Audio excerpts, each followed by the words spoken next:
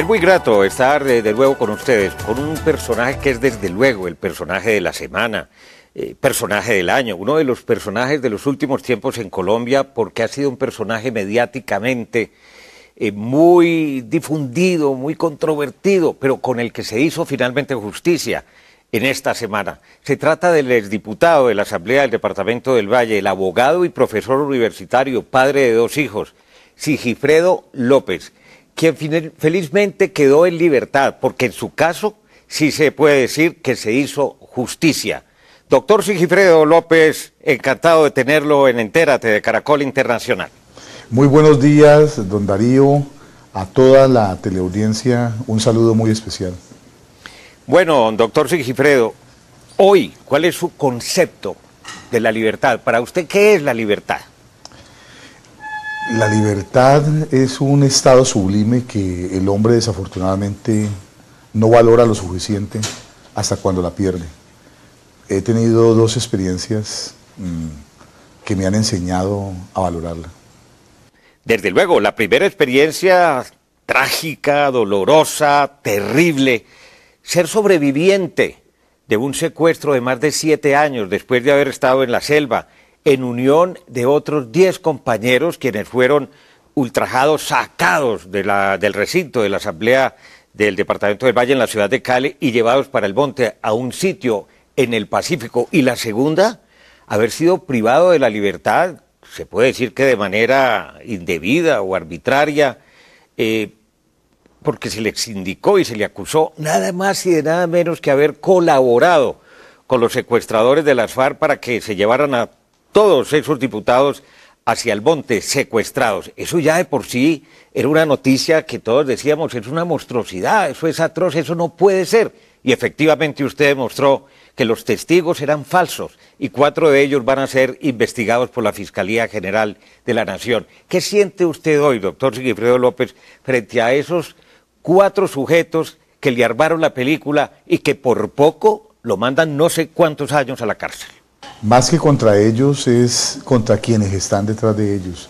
Don Darío, yo estoy seguro que hay fuerzas oscuras, grupos de presión que quisieron instrumentalizar la Fiscalía, y esos 4 testigos, así como 3 peritos de la DIJÍN que también mintieron, así como el fiscal 38 que cometió por lo menos 2 delitos, una falsedad ideológica en documento público y un prevaricato, actuó con dolo, que detrás de ellos hay gente muy poderosa, y lo que espero es que la Fiscalía, para bien de la justicia, yo pienso que todo en la vida sucede, pero hay propósitos que Dios tiene, y si yo y mi familia hemos tenido que sufrir esto, yo pienso que fue para evidenciar esto ante la sociedad colombiana, que algo andaba mal en la justicia colombiana, que se requiere una verdadera reforma a la justicia, capacitar mejor los fiscales,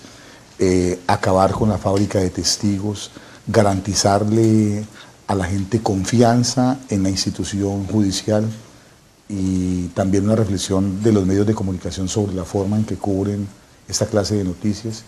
Yo pienso que para todo eso es que Dios me puso a vivir esta situación. Doctor Sigifredo López, habla usted de fuerzas oscuras, de intereses muy poderosos detrás de la manipulación, de la instrumentalización de la Fiscalía. Habla de una fábrica de testigos, de unos funcionarios del CTI de la Fiscalía.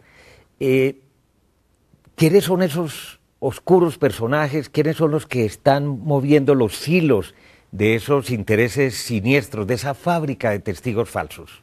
Don Darío, la verdad yo no tengo elementos de juicios para decir es Pedro Pérez o es Juana de Arco, pero lo que me ha sucedido, la evidencia de lo que quedó demostrado en este proceso, la forma como actuaron el fiscal, los testigos, los peritos, indudablemente me demuestran que yo estaba equivocado hasta cuando pensé que se trataba de un simple error judicial.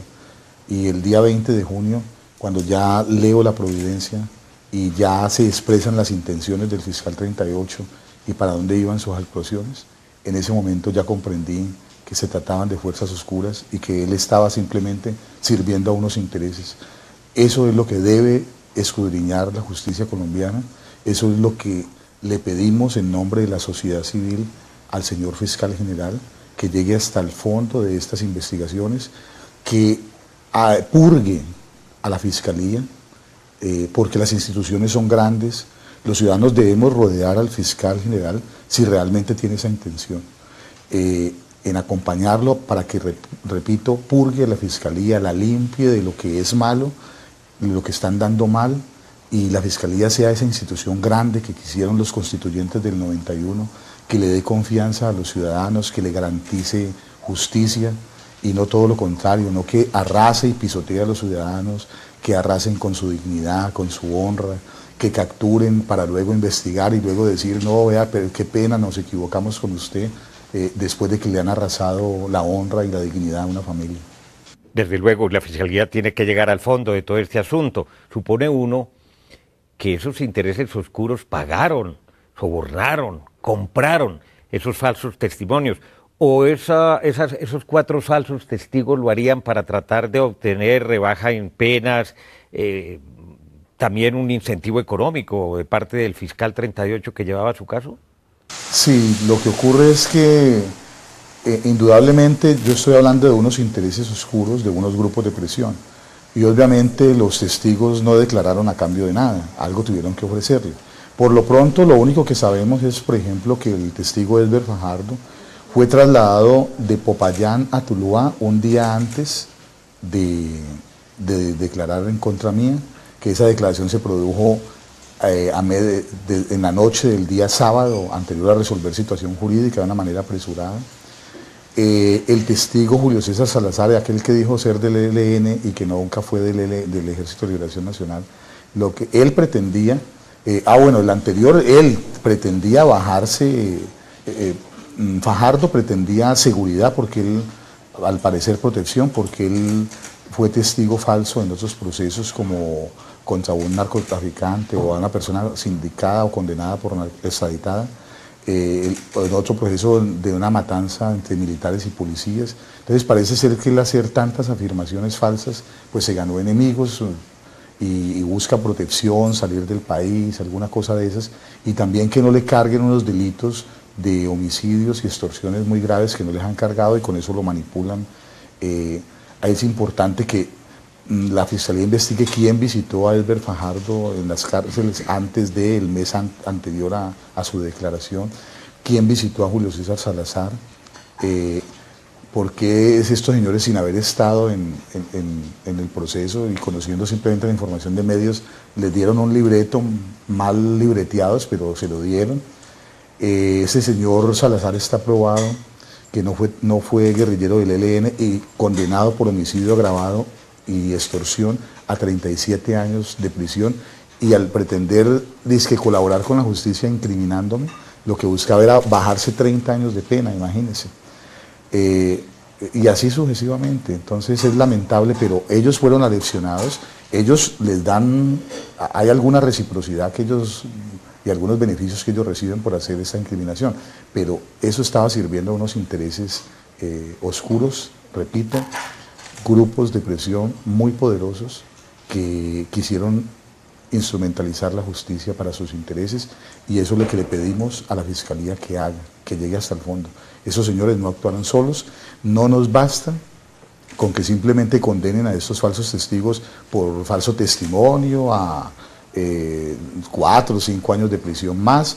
Para una persona que está condenada a 30 años, pues 4 o 5 casi que le da lo mismo.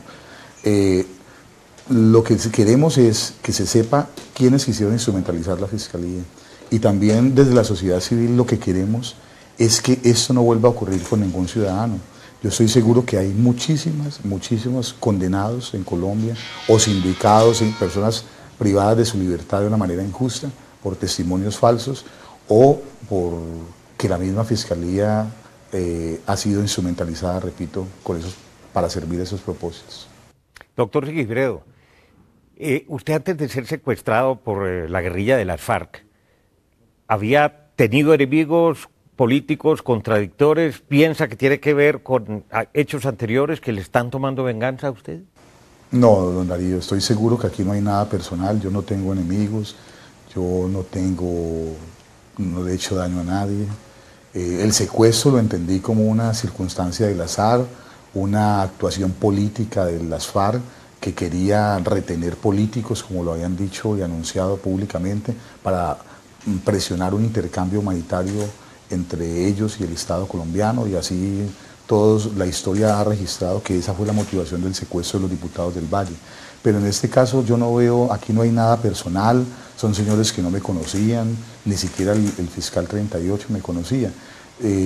Pero lo que es evidente, precisamente las personas actúan movidas no solamente por intereses de odio o pasionales, no, también por intereses políticos, económicos y muchas cosas hay detrás de esto, y es lo que le pedimos, y la Fiscalía está en el deber de decirle a los colombianos, a la sociedad colombiana.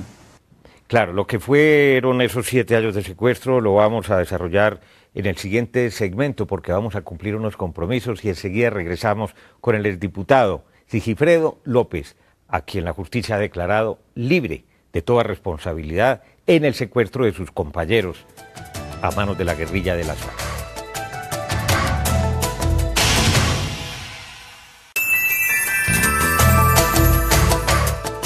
Regresamos con Sigifredo López. Sigifredo, cuéntenos de esos 7 años y medio larguísimos en las selvas del Pacífico colombiano. ¿Qué fue lo más complicado de la convivencia con sus compañeros? Y también saber si en algún momento intentó fugarse.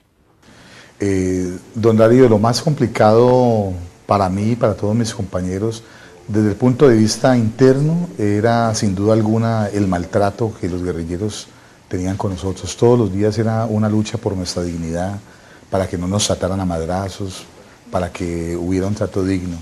Y desde el punto de vista externo o también interno, es la ausencia, es muy dura la ausencia de los seres queridos, porque el ser humano fue diseñado para vivir en sociedad, para amar, para compartir, interrelacionarse, y nosotros no teníamos esa posibilidad, estábamos completamente aislados. Pasaron años solamente sin ver el rostro de un civil, selva, selva, selva. Entonces se produce una especie de creación de un mundo interior donde hay que fortalecerlo todos los días con la oración, con la imaginación, con los sueños, y eso le permite a uno un crecimiento espiritual muy importante. Y yo diría que si en el secuestro, en esos 7 años, hice una especialización en fe y en fortaleza espiritual, durante estos 3 meses hice una maestría, porque en esos 3 meses había un componente distinto, que era el componente de la deshonra. Para mí fue supremamente duro, lo confieso, don Darío, el saber que yo estaba completamente indefenso en un calabozo, y un canal de televisión muy importante se dedicaba a presentar una mentira y a divulgar una mentira en horarios AAA, mañana, tarde, noche, presentándome ante el mundo entero como el peor delincuente de la historia del país. Y mis hijos en la calle les gritaban asesinos, les gritaban guerrilleros, y saber yo completamente impotente, ¿sí?, para poder decir, miren, eso no es así. Había pedido pruebas, no me las practicaron sino hasta hace 15 días, cuando ya cambiaron al fiscal, y toda esa componente de deshonra, cómo arrastran la dignidad y la honra de una familia que toda la vida, pues como ciudadanos de principios, nos hemos esforzado por construir un buen nombre. Mi mamá, yo, mis hijos, mi mujer, y entonces eso fue muy duro, don Darío. Desde luego, terriblemente duro. Hombre, ¿su hijo menor podía estudiar normalmente, lograba concentrarse mientras que estuvo secuestrado Sigifredo? No, hablando del secuestro, del primer secuestro, mis hijos perdieron años, porque es que la relación con mis hijos ha sido muy, muy estrecha. En virtud a que yo fui huérfano, perdí a mi papá cuando tenía menos de 1 año. Entonces mi mayor deseo en la vida, más que ser buen abogado o buen profesor, yo en la vida he querido ser buen papá. Y entonces mi relación era muy estrecha con mis hijos, quienes tenían 11 y 13 años al momento del secuestro, del primer secuestro. Eso, imagínense, en la adolescencia, que es la etapa que más se necesita el papá, ellos no me pudieron tener y yo no pude disfrutarlos. Entonces ese golpe fue muy duro y mis hijos perdieron años en el bachillerato y luego, como es la adolescencia de todos los seres humanos, hay rebeldías, hay preguntas que quieren tener la opinión de su papá, de un amigo en quien confiar, y eso no pudimos vivirlo. Ahora yo regreso y volvemos a tener esta experiencia, pero les dije, miren, yo les voy a pedir una cosa, no se me derrumben jamás. Les voy a pedir que estudien, asistan normalmente a sus universidades, presenten los exámenes como deben presentarlos, no aplacen ninguno y traten de sacar las mejores notas. Todo completamente normal, que nadie los vea derrumbados, y por mi parte yo me encargaba de dar el ejemplo, y la verdad es que yo nunca estuve derrumbado. Dios me dio siempre la fortaleza, don Darío. Dios me dijo mientras yo oraba, tranquilo, yo te voy a sacar libre y limpio de acá, tú eres absolutamente inocente, es cuestión de tiempo, ¿sí? Si ahora no te quieren dar la oportunidad de defenderte, llegará un momento en que la tendrás. Y así fue, don Darío. Dios ha sido infinitamente misericordioso conmigo toda la vida. Yo me he salvado de morir 7 veces, he tenido estas 2 experiencias tan difíciles y siempre he salido bien, y por la protección de Dios no hay ninguna otra explicación, y por esa razón es a Dios para Él toda la gloria. Dice que se ha salvado 7 veces en su vida, salvado de morir. Sí, don Darío. ¿En accidentes, atentados o cómo, doctor Sigifredo? Son cosas simpáticas. Por ejemplo, la primera vez, el día que mataron a mi papá, una bala quedó incrustada al lado de la cuna.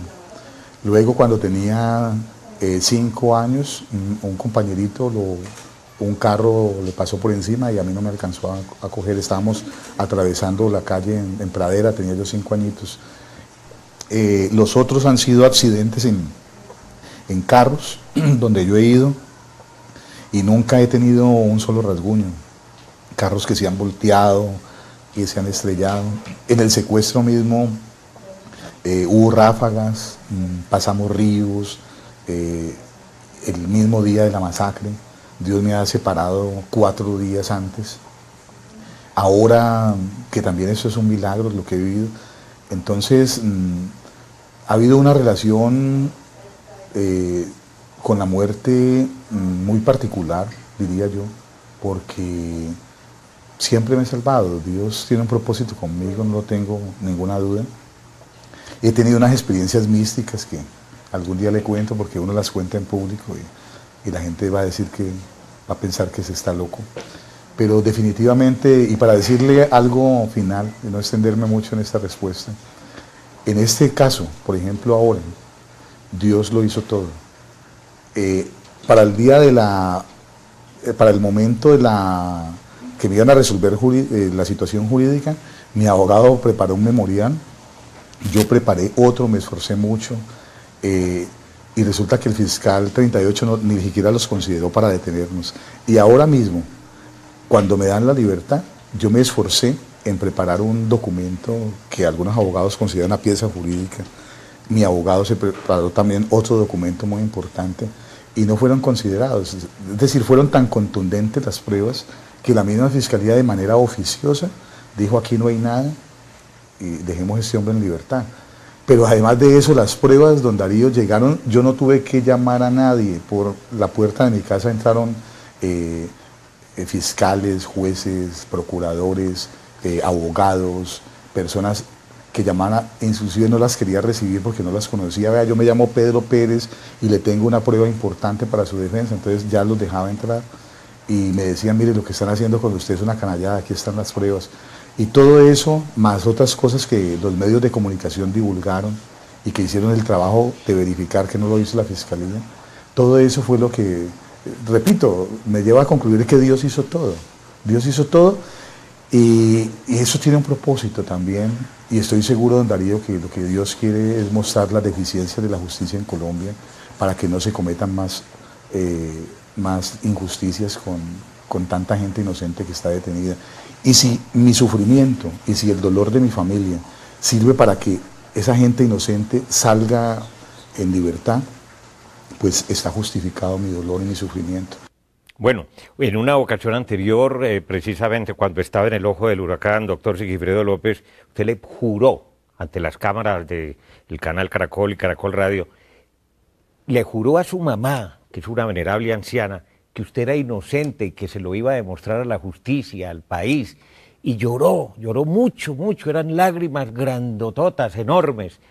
¿Cómo fue ese encuentro con su mamá después de haber recuperado la libertad plena, doctor Sigifredo? Muy feliz. Cuando yo regreso a la casa, si fuera con domiciliaria, pues mi viejita, pues esa felicidad de ella de volver a tener, de volver a vernos. Mi relación con ella ha sido muy estrecha porque yo soy hijo único y ella no se volvió a casar. O sea que el hogar fue siempre ella y yo, y cuando yo me casé, siempre ella ha vivido con nosotros. Entonces, digamos que yo he sido medio edipiano en ese aspecto, y en el secuestro yo sentía cuando ella estaba enferma o estaba triste. Por eso le digo que hay cosas que no cuenta, pero que solamente se explican. Quien es hijo único puede saber esas cosas. Y ella estaba muy feliz, y le doy gracias a Dios porque ese es otro milagro. Yo le pedí a Dios todos los días allá en ese calabozo, que ese canal que torturaba todos los días a mi mamá con esas pasando y pasando y pasando, es que la prueba reina, que al fin y al cabo no era prueba de nada, sino prueba de la mentira y el infame del complot que han querido hacer, y un medio de comunicación prestarse para eso. Que eso no matara a mi mamá. Y cuando yo regreso estaba viva, y yo desde allá le decía, por favor no la dejen ver televisión, por favor no la dejen oír noticias, ocúpenla, sírvanle el desayuno a la hora del noticiero, o tenganla ocupada a la hora de las noticias. Entonces, pero ella siempre quería saber de su hijo, y ustedes saben, mamá es mamá. Doña Nelly Tobón, la mamá, Patricia, su esposa, que también sufrió impresionantemente, pero en cada minuto, en cada segundo, después de que salió libre y ya después fue encausado y encartado injustamente por el fiscal 38, pues nunca desmayó, siempre tuvo la misma fe de Sigifredo López. En unos segundos vamos a regresar en Caracol Internacional con Sigifredo López, nuestro invitado especial en el programa.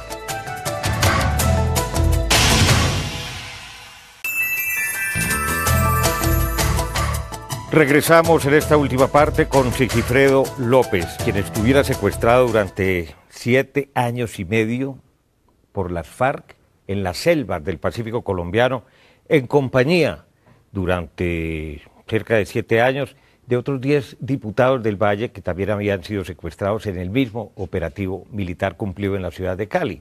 Muy bien, después de eso fue acusado de que él había colaborado con las FARC y por eso fue víctima de una medida de aseguramiento, y esta semana que termina, el fiscal general Eduardo Montealegre ha dicho no tiene nada que ver, no hay ninguna imputación, no hay ningún cargo, todas las acusaciones que se le hicieron eran de testigos falsos que se contradijeron, que mintieron y que van a ser investigados. ¿Qué va a ser de su vida de aquí en adelante, Sigifredo López?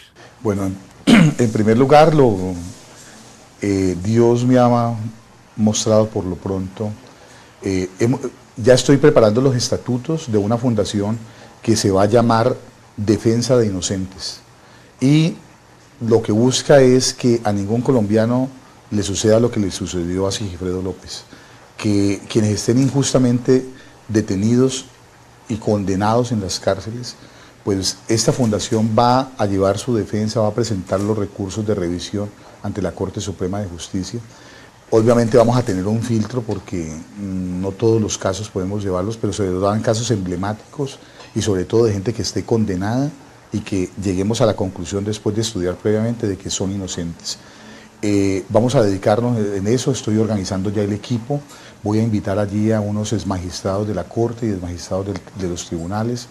Queremos tener un programa de televisión en Bogotá, en Cali, en otras ciudades, difundirlo, para que la gente conozca esos casos, para que la opinión pública se dé cuenta de la calidad de la justicia que tenemos, vamos a hacer una especie de observatorio judicial y siempre con un ánimo creativo y constructivo, porque, repito, las instituciones hacen grande a una nación y detrás de las instituciones hay seres humanos que se equivocan. Sí. Vamos a entender esas equivocaciones como algo natural, pero vamos a ser propositivos y constructivos siempre en favor de la justicia, en favor de la sociedad, en favor del país. La política no más, ya no va a intentar ir al Senado o ser alcalde de su pueblo, de Pradera Valle. Don Darío, por ahora no. La verdad yo pues siempre me preparé para ejercer la política. Me gusta la política con mayúscula, desarrollar políticas públicas para solucionar problemas, para aportar un grano de arena en la construcción de una sociedad más humana y más justa, trabajar por la paz. Yo entendí que esa era mi vocación desde muy niño.